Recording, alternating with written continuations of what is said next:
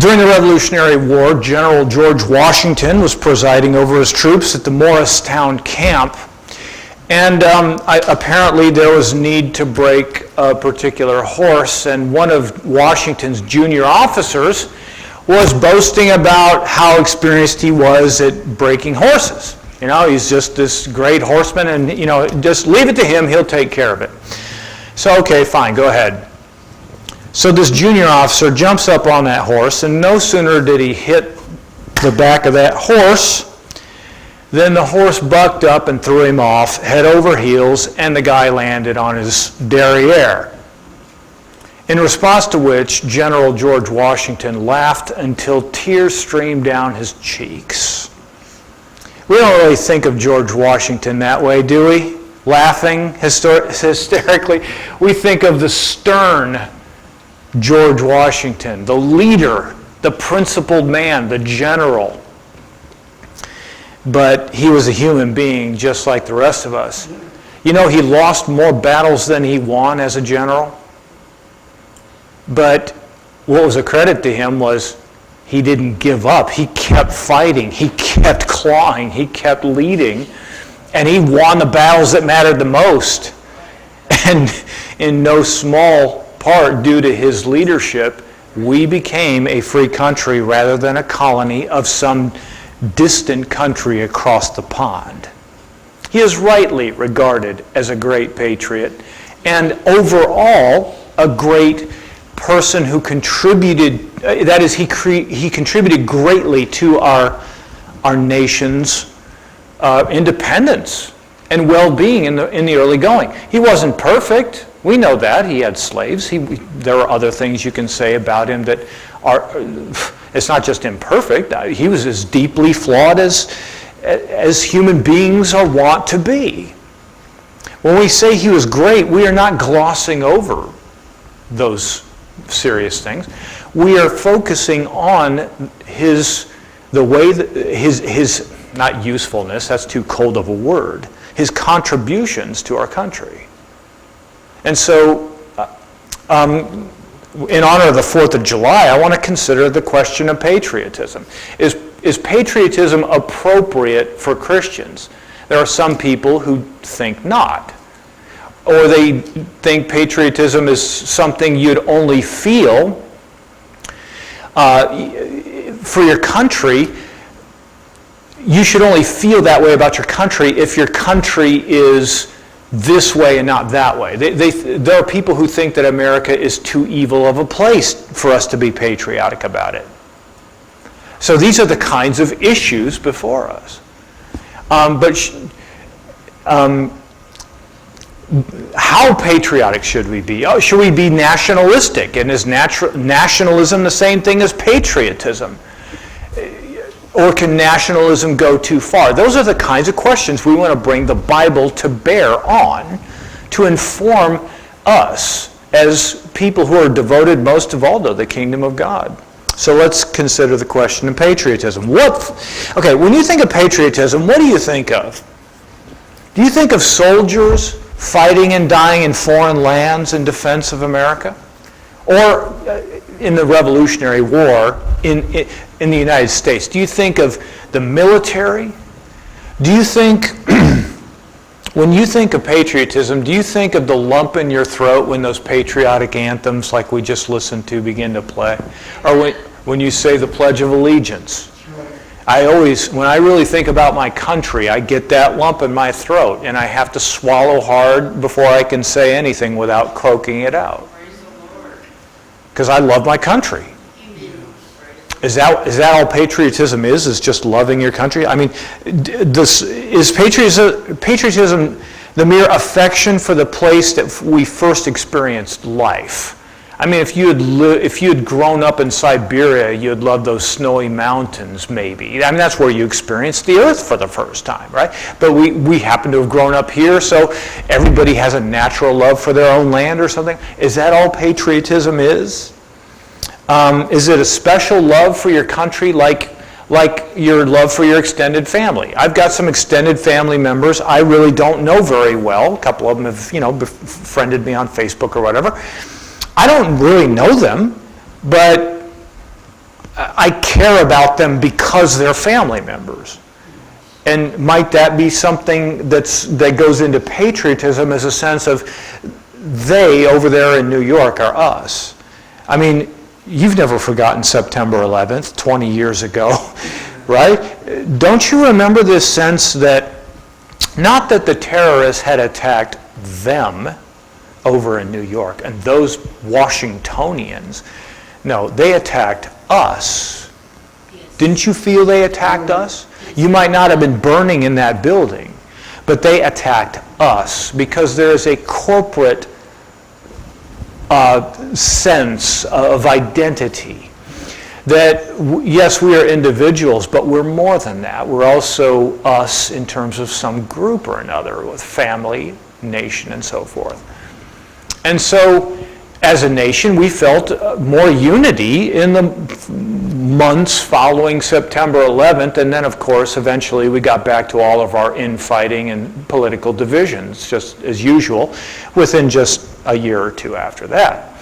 Great, wonderful. But the solidarity and national unity, is that something about patriotism? Well, all of those kinds of things are symptoms of patriotism, but they're not the definition of patriotism.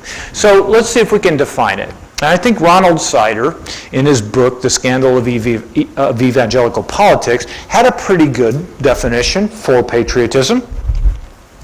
He said, patriotism is the willing of the true good of one's nation. The willing of the true good of one's nation. You want what is good for your country. You're not a patriot if you really wish your nation were wiped off the face of the earth, right? That would be the anti-patriotism kind of a feeling. Patriotism, the willing of the true good of your country. So it includes things like celebrating good things from the past about your nation, but wanting good things for the future of it as well.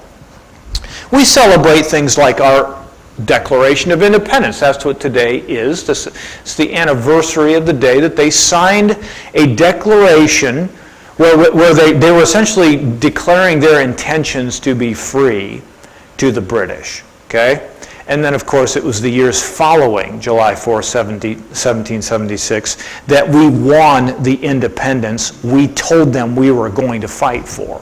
Okay? And we told them all the reasons we were going after our independence. An endless stream of usurpations, violent, unjust actions, and all that, that made up the body of the Declaration of Independence. The Boston Massacre jumps out at me, things of that sort. We feel we had really good reasons to rebel against the British colonial rule.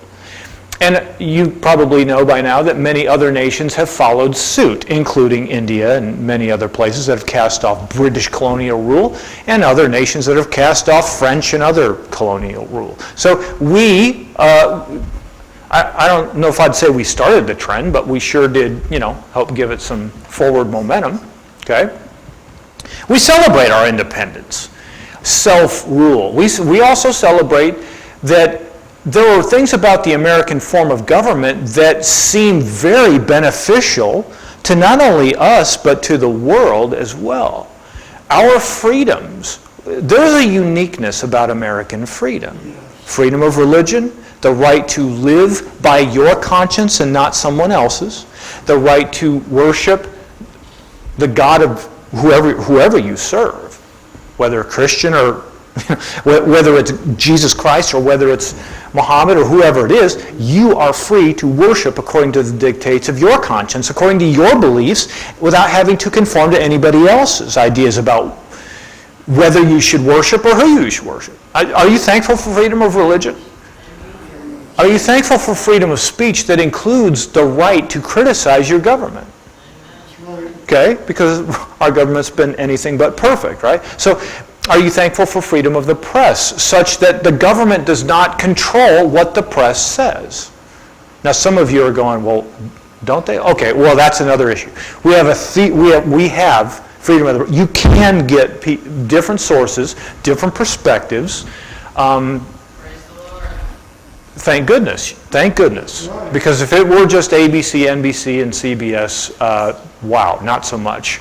That freedom would be theoretical and not really being actually enjoyed. So, in any case, we're thankful for a number of things about the American system. We're thankful for free market economics. We are thankful that government decided to limit itself and make sure that there are constitutional restrictions on what government can do, so it stays out of the way of families, the private sector, churches and synagogues and mosques. Okay, there are a number of things about our system that make us very thankful because they've been very beneficial to us and to others who have imitated our system, okay? It seems to us that this is a very good arrangement in a lot of ways. And we don't think that that system at its core is racist, by the way. That's one of the, it seems to be one of the battlegrounds between patriots and those who kneel for the anthem. We do not think that racism is in our DNA. We think it's in our history. We think some of its effects persist with us to this day, that it's not a completely dead issue. But we do not think that we need to overthrow the American system and all its institutions and redo all of its laws according to the dictates of Marxist, new leftist anti-racism. We just fundamentally, I fundamentally have a disagreement with that notion. And so I think that America has its flaws and serious problems, but I think its system was still about the best political system I've ever seen. I haven't seen somebody do it better than we've done it, especially going back to our original roots before progressivism got us further and further away from the Founding Fathers' vision. I'm off on a few tangents, but let's go back to it. Okay, we celebrate these sorts of things, okay? We celebrate good things that America has done. We ended slavery with the bloodiest war in our history. For all the talk about how supposedly racist we still are, we uniquely, we fought and died to free slaves, okay? I think that's pretty good. That doesn't gloss over any racism of anybody today, but it sure does put it into a historical context that can't be ignored. We liberated Western Europe from Hitler. If we hadn't gotten involved in that war, we don't know. Hitler might well have... we'd be speaking German. I mean, it didn't look good. It did not. I mean, the Russians might have eventually beaten them, but then you'd have a communist totalitarian situation in Europe, Western Europe as well as Eastern Europe, because of course the Russians did get Eastern Europe, much of it. It would have been a worse world for it if we had not gotten involved. Now, I want you to notice something.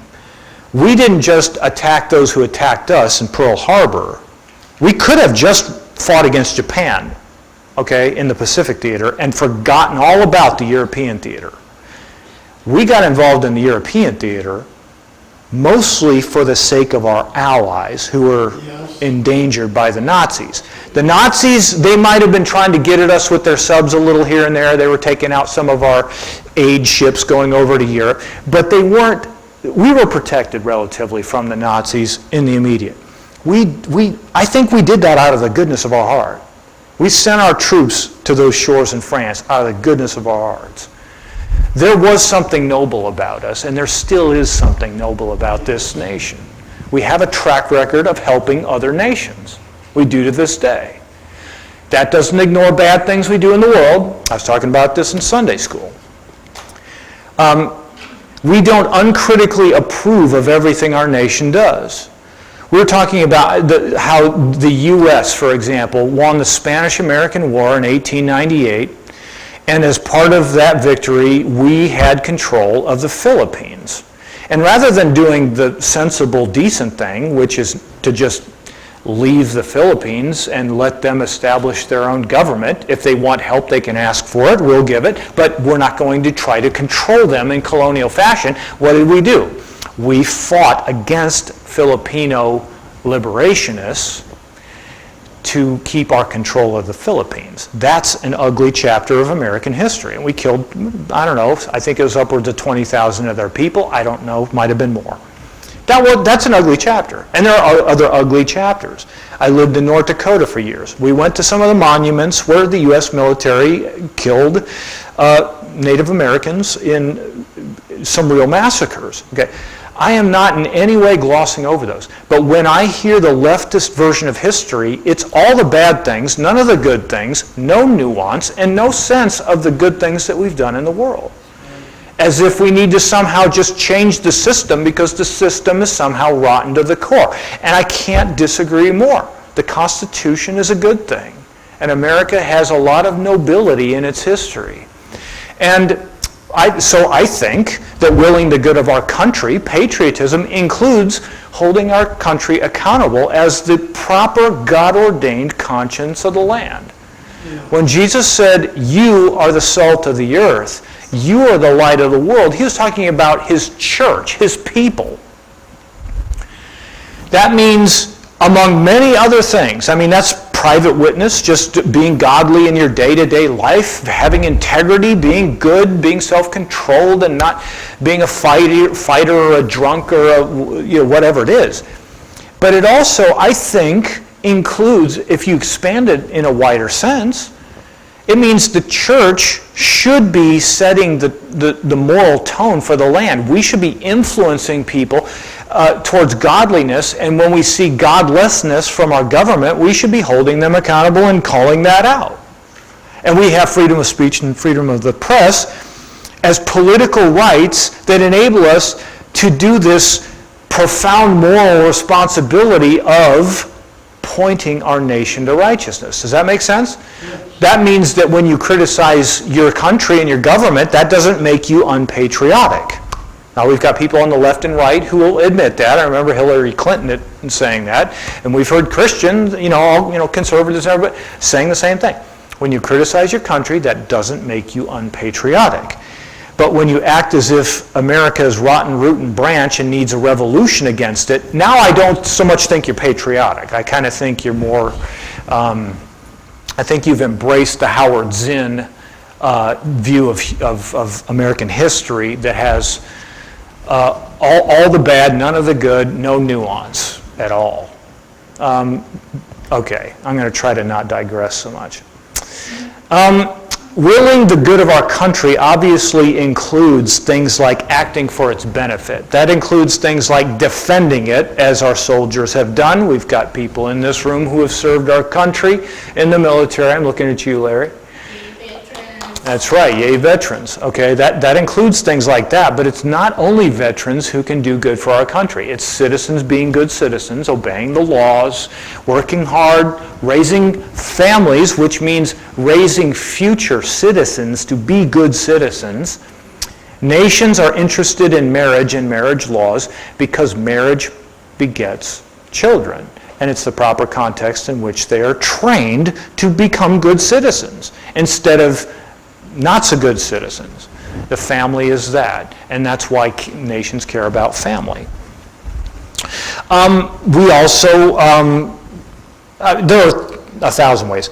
By the way, remember that line from the song we just sang there, America, America, God shed his grace on thee?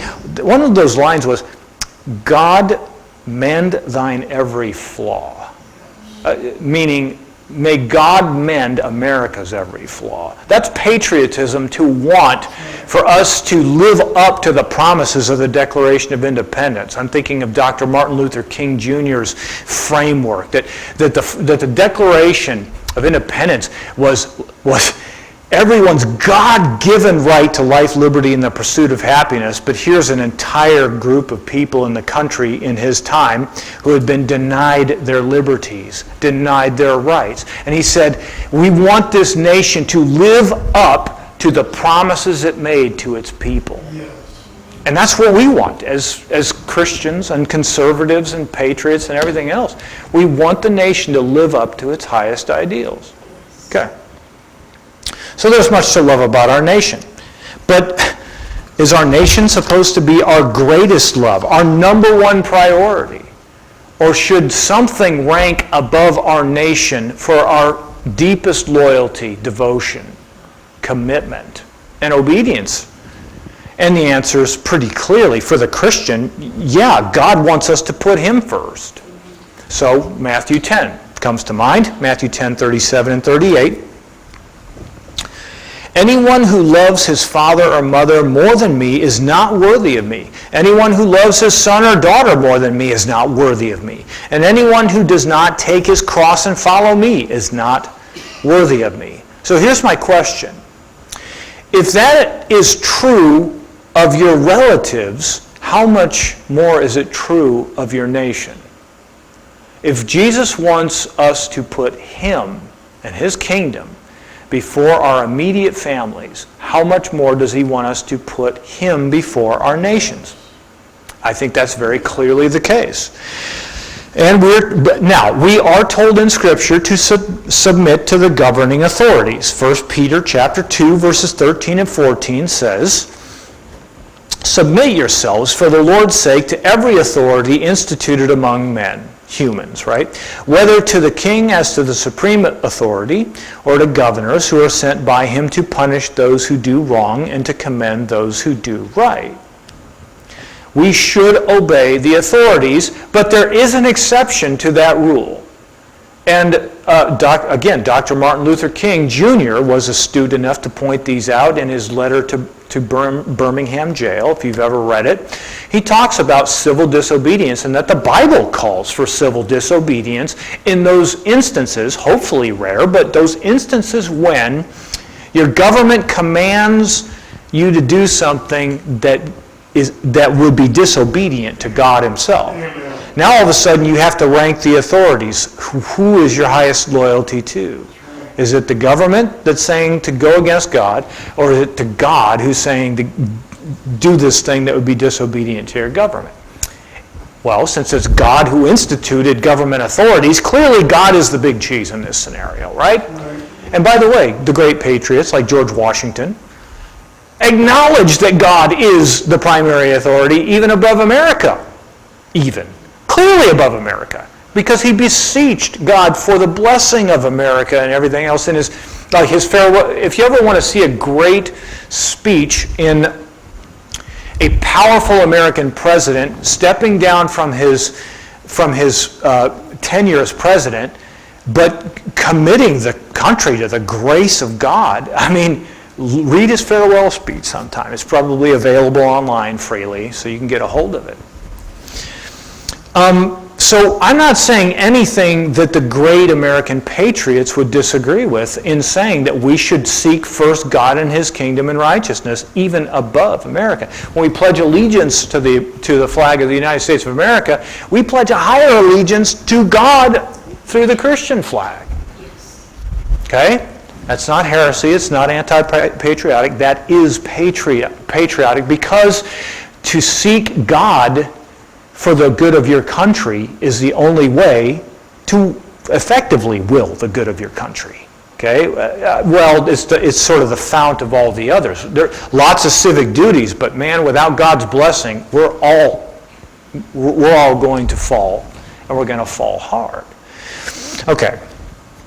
So having said all that, I guess I was pointing to like Acts 2 when, Peter says essentially, judge for yourselves whether it's right to obey you rather than God. No, clearly he's saying it's right to obey God over people.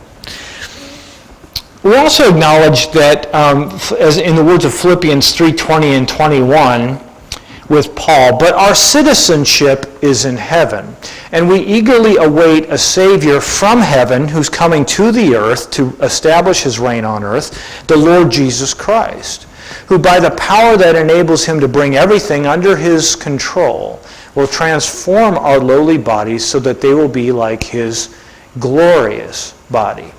Jesus is going to come from heaven to extend the reign of heaven, to extend the reign of God on the earth, and to essentially reunite heaven and earth in the new creation. So there's a sense in which we're citizens of the United States, but we have a higher loyalty to and citizenship as a part of the New Jerusalem, which is not going to be just one nation, over others. It's going to be all nations together under one head, Jesus Christ, in the words of Ephesians 1, 9, and 10. God is going to unify all peoples, languages, ethnicities, genders, everything else. He's going to unify us all under one head, Jesus Christ. And that's how he's going to bring peace and justice to the earth. So unity is the destiny of human beings by God's decision, by God's gracious will. He is going to do away with all the things that divide us and make us hate each other. And he's going to have us pounding our, weapons into farming implements and working the ground again in a perfected creation. I mean, this is a glorious vision of the future.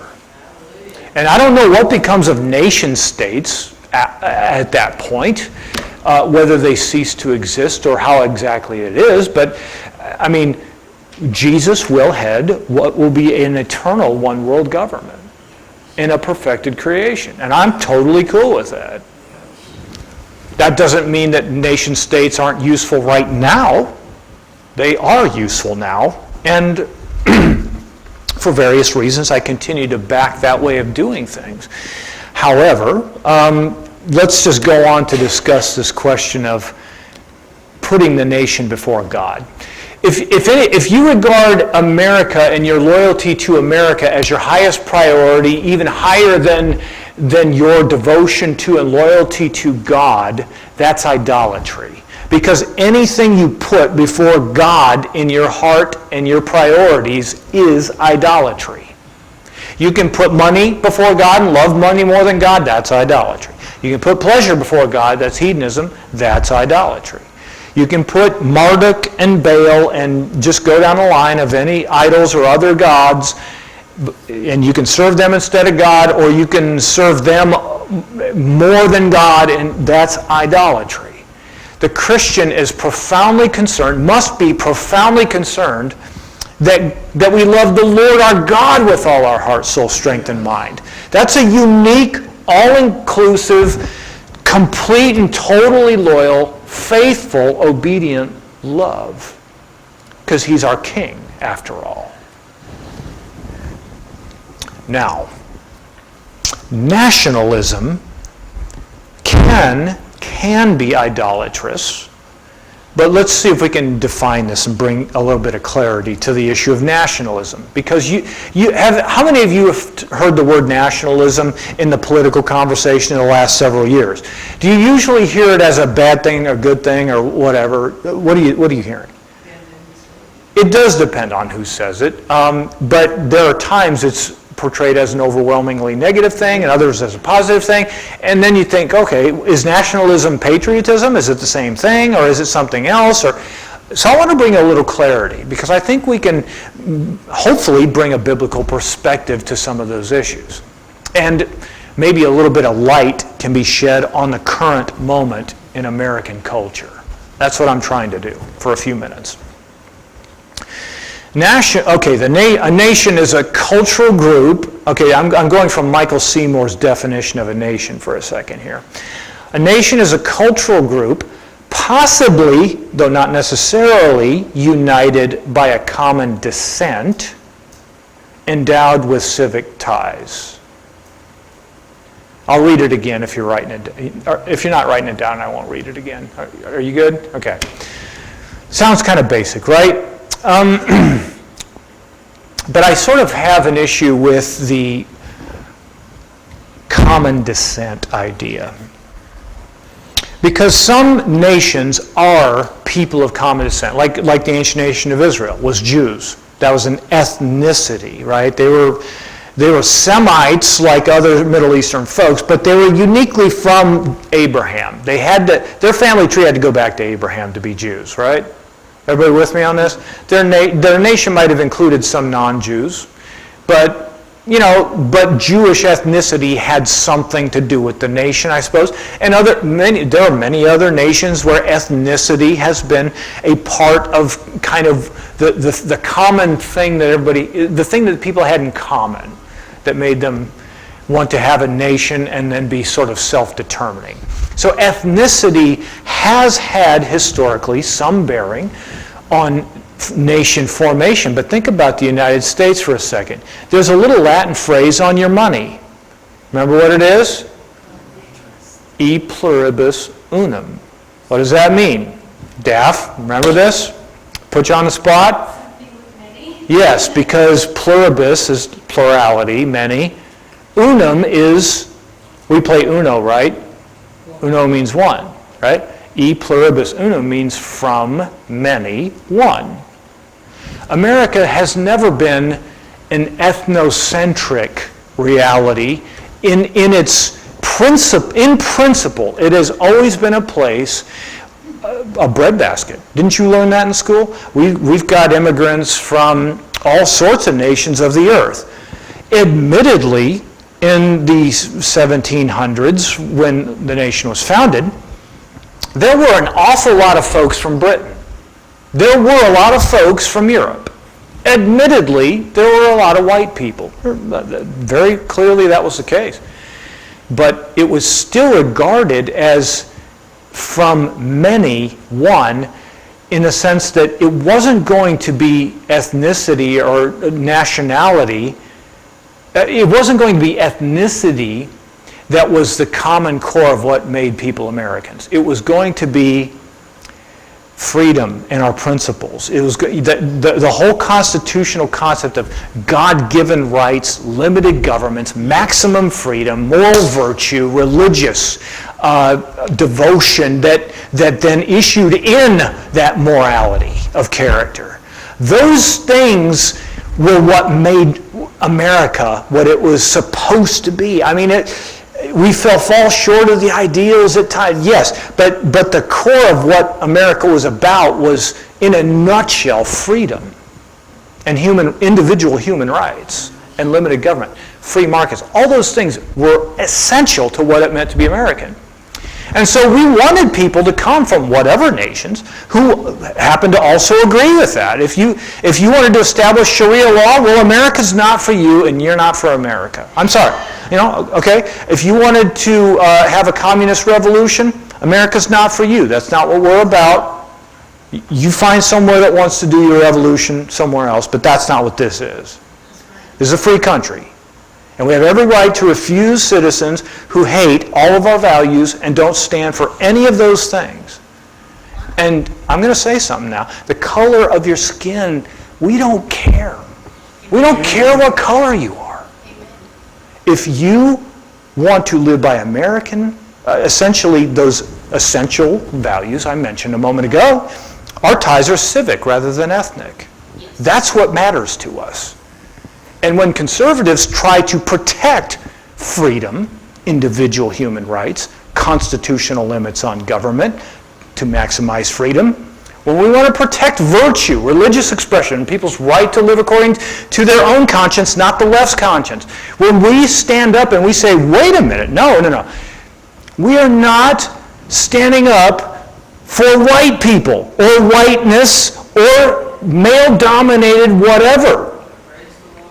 That is not what this has ever been about. But the left is convincing more and more young people that is exactly what America has been, and that's exactly what you white conservatives are reacting against, is people of color getting more power.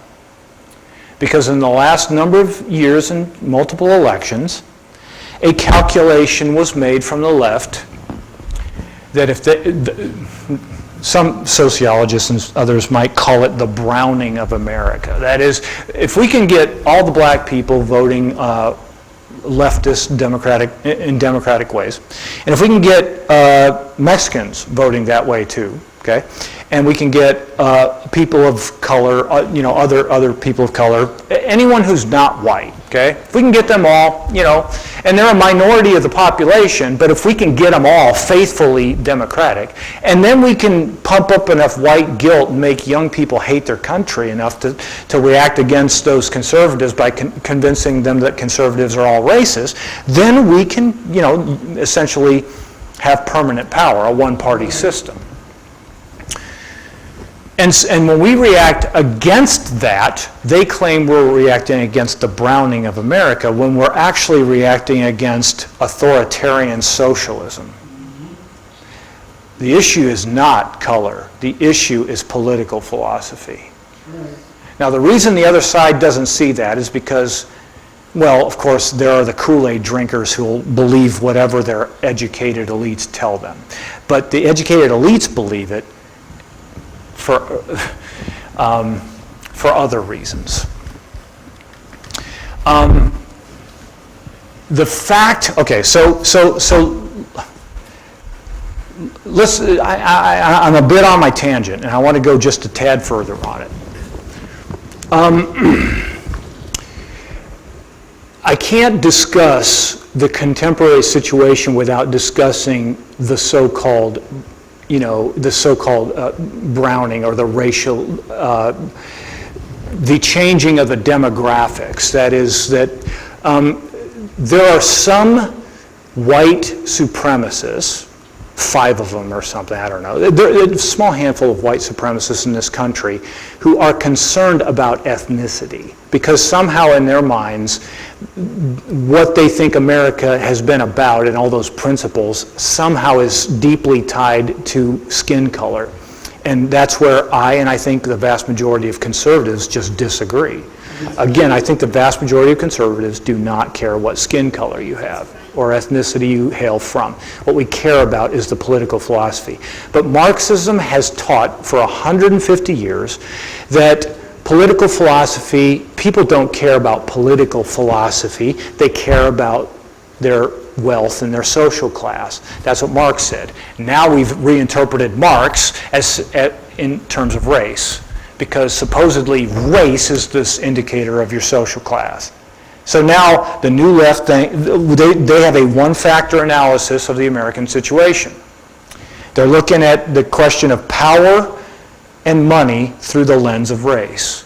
They only see race. They're like horses with blinders that can only see the thing directly in front of them. That's how they keep from getting distracted when they're racing. They've got those blinders that keep them from seeing right and left. Marxists, old and new, are single-factor analysts. They only look at one set of issues, or one thing. And right now, the New Left is only looking at race. And because they're only looking at race, they can't see, oh, this theoretical value of freedom. That's what makes my chest bump out of my heart bump out of my chest. When we start losing freedoms, that really makes me angry. When people lose freedom of religion and have to bow to your leftist conscience, that makes me angry. Okay? It is freedom, and it's personal responsibility, it's religious principle, it's First Amendment, Second Amendment, which you lose the Second Amendment, you're going to lose the First in a hurry. The 20th century taught us a thing or two, that's one of them. Okay?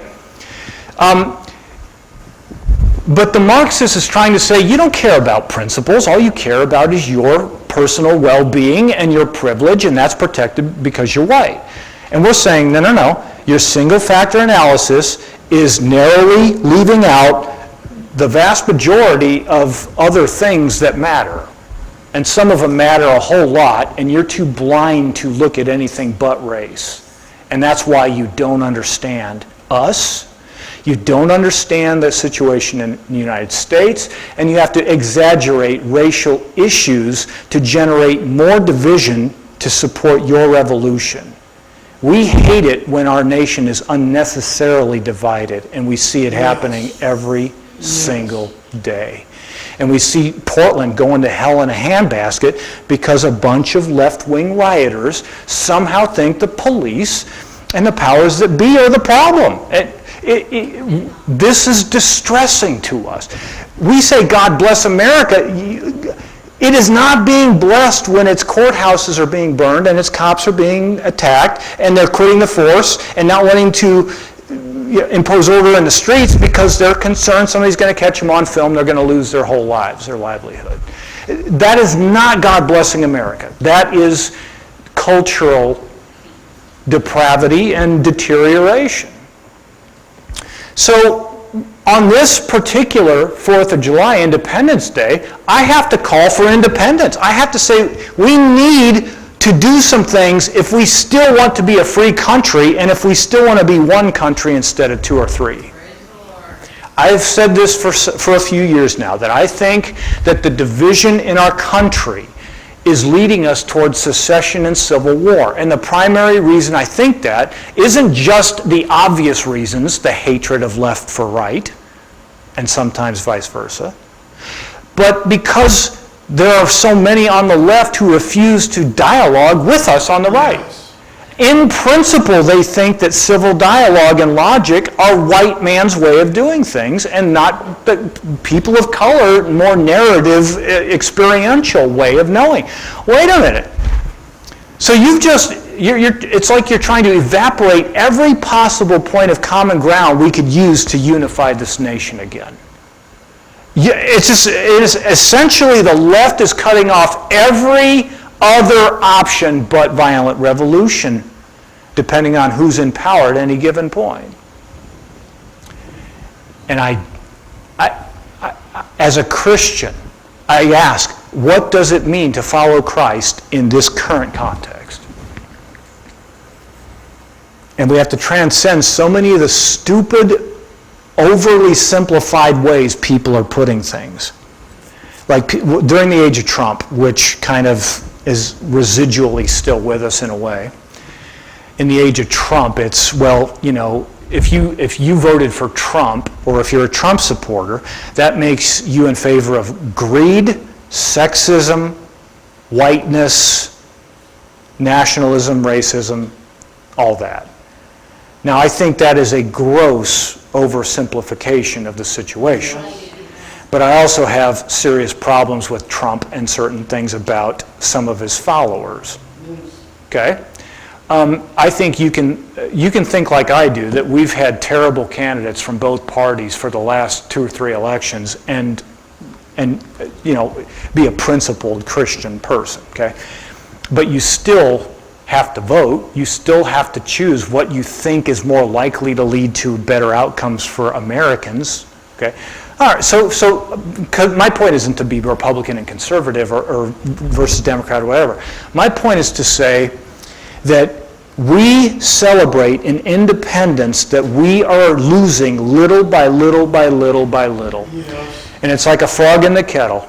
You put a frog in a kettle, you turn it up a little bit, it's not bothered by the heat. You turn it up another degree, it doesn't really detect the difference. Turn it up another degree, still doesn't perceive much of a difference. It just sort of accommodates, it gets used to each level of degree. But at a certain point, that frog is going to boil and die. We are losing independence in a death by 1,000 cuts. And we're losing it because we've lost sight of the good Lord who gave it to us. And we're losing sight of the moral virtue by which we control ourselves so we don't have to be controlled by the government. And we're losing it because we're too cowardly to speak up against those who undermine Judeo-Christian values of marriage, sex, family, integrity, faithfulness. Oh, we don't want to be called bad words. We don't want to be called racist, don't want to be called this, don't want to be called that. And so we just let them replace us as the moral conscience of the land. And we're just going to roll over and let them impose a more and more socialist policy? Okay, one last thing. I know I've gone on long, but I've got to get this off my chest. All right, one last thing. I saw something recently as a title of an article. Why are conservatives so afraid of socialism? What are you guys so afraid of? Why? I mean, because if my argument this morning is in part that it's that patriotism wants the good of your country, and that socialism is bad for the country, therefore that's actually part of the argument I might make to you just in closing. We have a problem with socialism for the following reason. The track record of failure everywhere it's ever been tried is relevant to America. Yes. When we talk about the track record of failure of socialism, we're talking about abject poverty in the Soviet Union, Cambodia, North Korea, and just right on down the line. China, Communist China, Maoist China, Venezuela, all those things. But we're also talking about dictatorships that have exterminated 100 million of their own people. We're not talking about wars with other countries. We're talking about they've exterminated 100 million of their own people, whether dissidents, people who disagree with the governing philosophy of the communists at the top, or other various purges and famines that are self-imposed problems, deaths. The refrain or the response from the left to that is, one, that wasn't true Marxism, but I don't have time to prove that it was, but it was, okay? It was collectivization, it was cutting off free markets, it was controlling prices and demand and supply, okay? It was government centralized control of the economy. That is Marxism, that is socialism. Socialism includes either public ownership of the land and not your private ownership, or public control of what you theoretically own, but do you really own it if the government can tell you exactly what to do and not to do with it? Not so much in practice. Socialism has been tried, it has failed everywhere it has been tried. And what we hear from the left is it wasn't real socialism, it was. And two, what we hear is you can't let a few bad apple dictators like Joseph Stalin and Pol Pot and Mao Zedong spoil the whole great idea behind socialism. They were a few bad apples, but that doesn't wreck all of the other apples in the bushel basket. And we say, what I said this morning in Sunday school, that authoritarianism and violence are endemic to socialism. You might say that you want to establish socialism peacefully and that you don't want to exterminate your enemies, but if you think the following things, then authoritarianism is coming with you in power. If you think the end justifies the means, like Marxists for the last 160 years have thought, then the end, justice, equity is the big term we like to use now. Equity, it's such a great... Equity, justice, if those are such great ends and they justify whatever it takes to get them, you will do the same thing the authoritarian dictators have done. You'll kill whoever you have to kill to get it. And you'll lie. You are currently lying to a lot of people and propagandizing our young people in the schools in the interest of your leftist revolution. We're losing independence because your lies are part of the means that are justified by your ends of equity and justice. So something in the, and why do I think leftists still think that? Because they love Saul Alinsky and Saul Alinsky's rules for radicals, assumed and argued for various means justified by the ends. He has a whole chapter on the subject. I've read it. Believe me, and I see it so much in the politics since Alinsky's time, over and over again, with many issues, including the pro-choice issue. Women's equality justifies the means, abortion choice.